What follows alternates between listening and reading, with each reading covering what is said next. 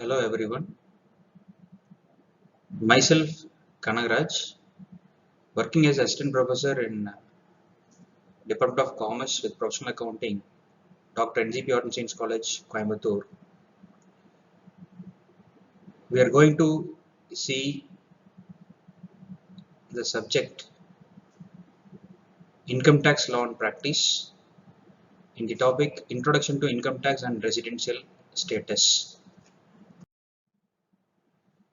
In this video, we are going to see this meaning of income tax, direct tax, definition of income under Income Tax Act 1961, heads of income, meaning of assessment year, previous year, meaning of an assessee and its types, meaning of a person,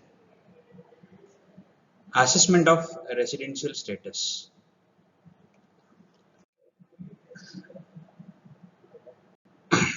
Direct tax. A direct tax is a tax that a person or organization pays directly to the entity that imposed it. An individual taxpayer, for example, pays direct taxes to the government for various purposes, including income tax, real property tax, personal property tax, or taxes on assets. Income tax.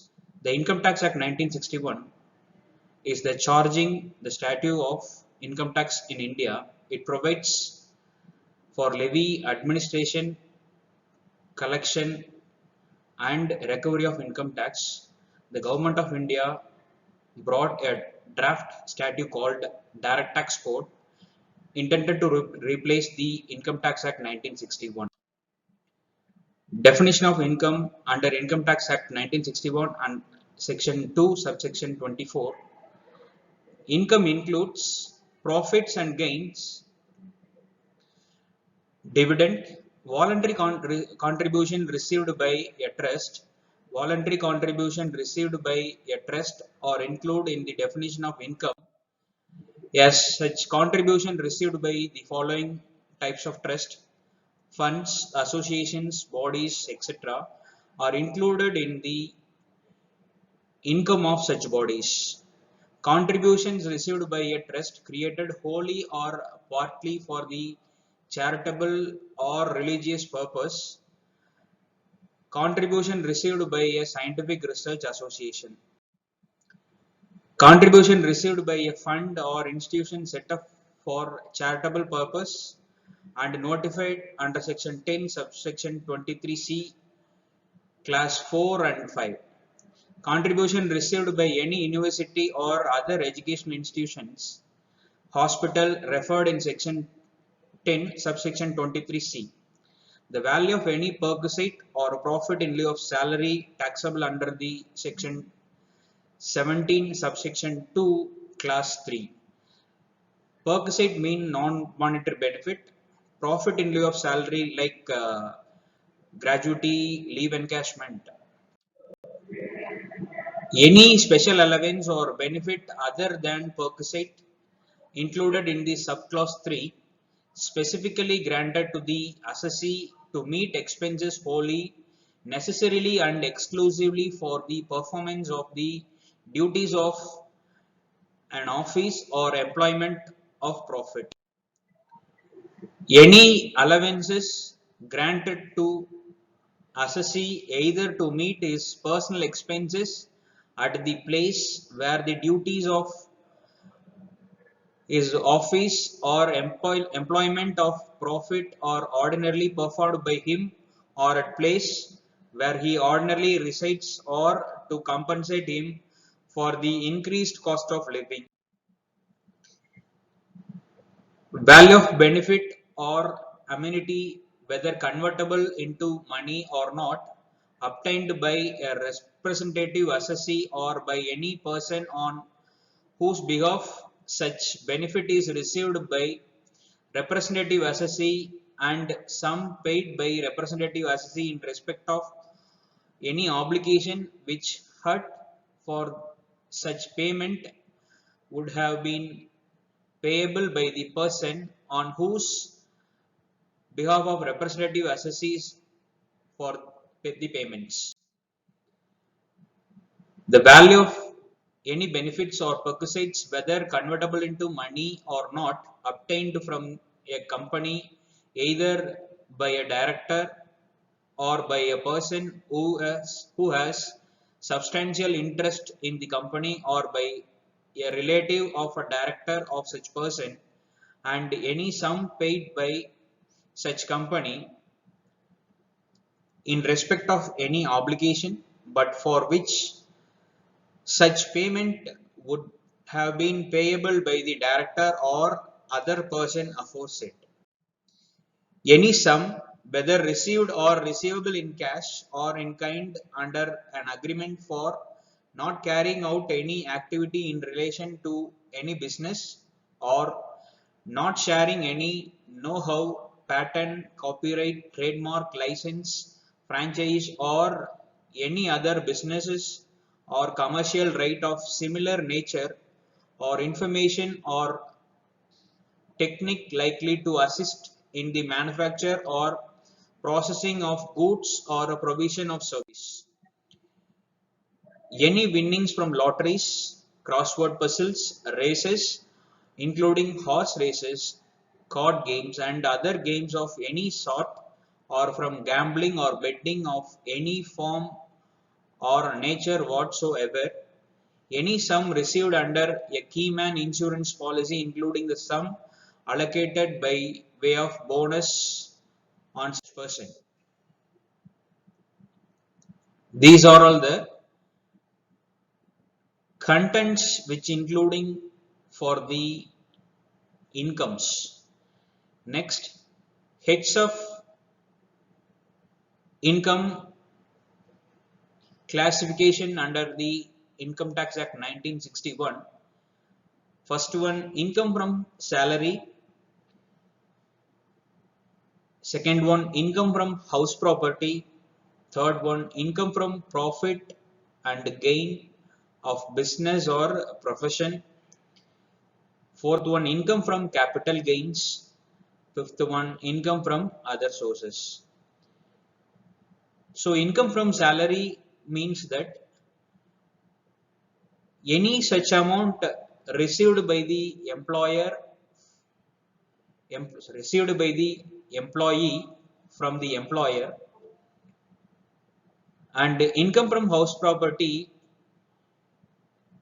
receiving rent from the tenant, that is a main source of income from house property.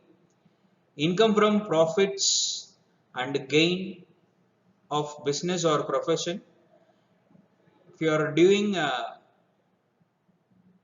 service business or production manufacturing business, if you get a profit, comes under this head. And if you are providing service as a profession like doctor or lawyer or chartered accountant, if you generate any income from the profession, it is called as gain from the profession. And fourth one, income from capital gain. The capital gain means which denotes that we earned a gain from trading of financial assets. And the last one, income from other sources. So other than the above said heads, if you get any income, comes under this income from other sources. Next one, assessment year. The assessment year is the year that comes after the financial year. This is the time in which the income earned during the financial year is assessed and taxed. Both financial year and assessment year starts on 1st April and ends on 31st March. For an example, assessment year 2020-21 starts from 1/4/2020 to 31/3/2021. The financial year means that the previous year. Next, the previous year. The previous year means the financial year immediately preceding the assessment year, or if the accounts of the assessee have been made up to the date within the said financial year, then at the option of the assessee, 12 months ending on such date. For example, we already know that assessment year is 2020-21, previous year is 2019-20. The date of previous year commence from 1/4/2019 to 31/3/2020. Example for the current previous year and assessment year. If example, current assessment year is 2020-21, previous year is 2019-20 for the recent 4 years. Next, assessee. The person who is liable to pay the tax is called as assessee, and meaning an income tax assessee is a person who pay tax or any sum of money under the provisions of Income Tax Act 1961.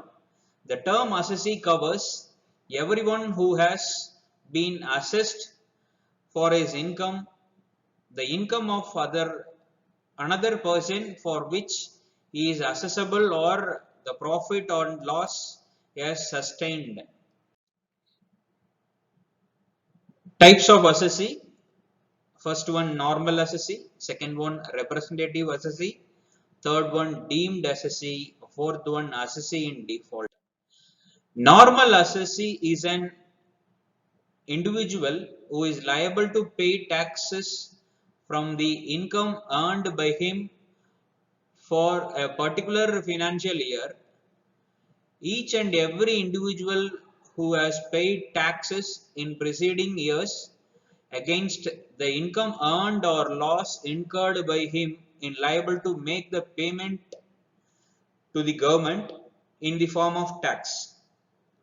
Any individual who is supposed to make payment to the government in the form of interest or penalty, or anybody who has entitled to refund under the Income Tax Act 1961 is an assessee. All such individuals are grouped under the category of normal assessee. The person who is pay the penalty or get refund from the income tax department is called as normal assessee. Next one, representative assessee.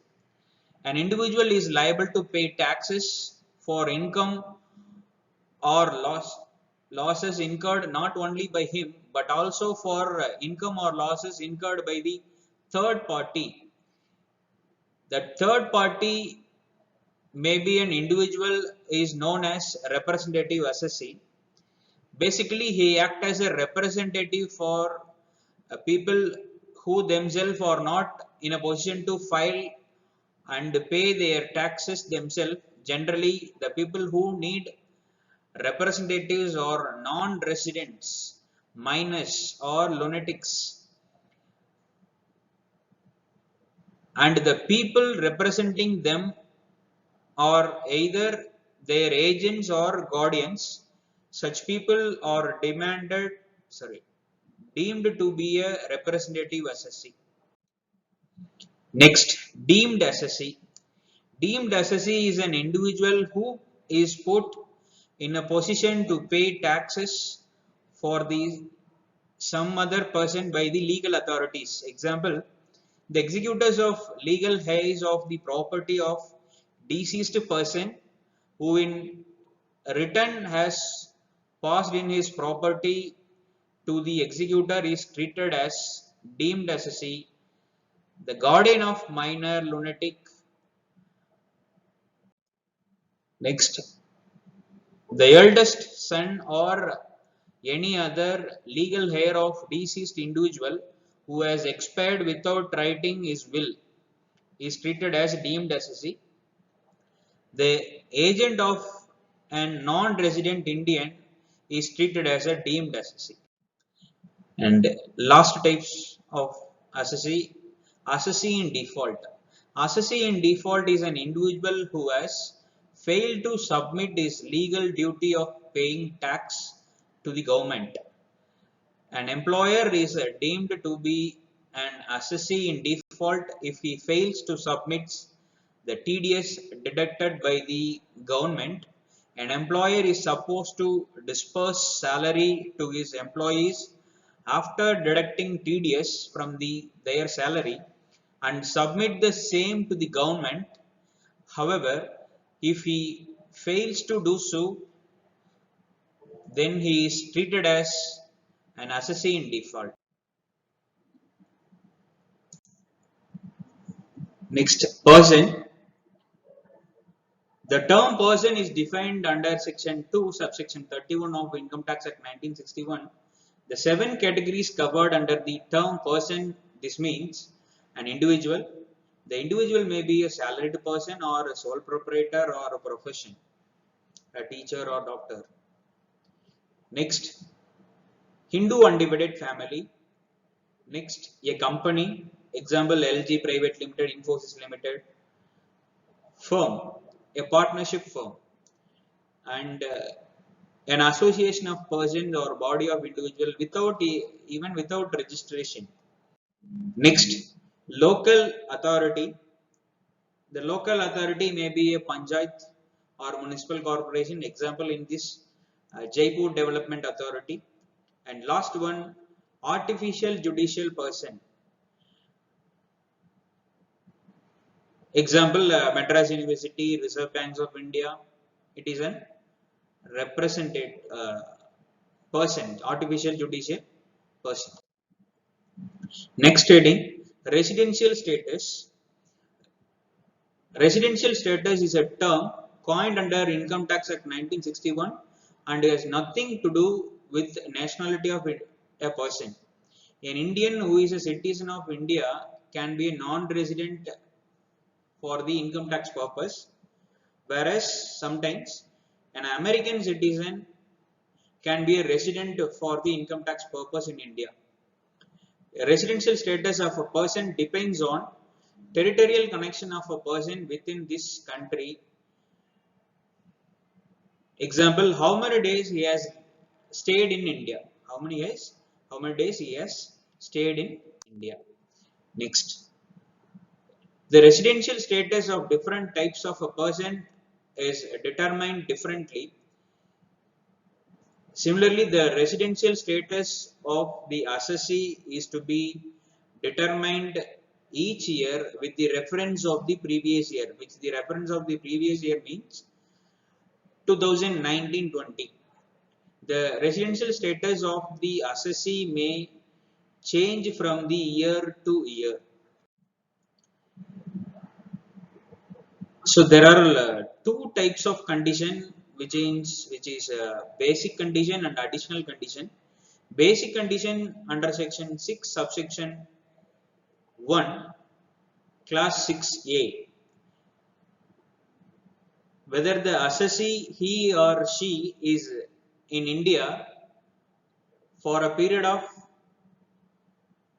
182 days or more in the relevant previous year, or he or she in India for 60 days or more in the relevant previous year, and he has been in India for 365 days or more during the 4 previous year immediately preceding the relevant previous year. Additional conditions. First one, he has been resident in India for at least 2 out of 10 previous year immediately preceding the relevant previous year. And second one, he has been in India for 730 days or more during the previous years immediately preceding the relevant previous year. So again you have to clear with the basic and additional condition, then only you can assess the residential status of the person. Residential status, resident. An individual is said to be a resident in India if he satisfies both additional condition and basic condition, only he is a resident. Second one, resident but ordinarily resident.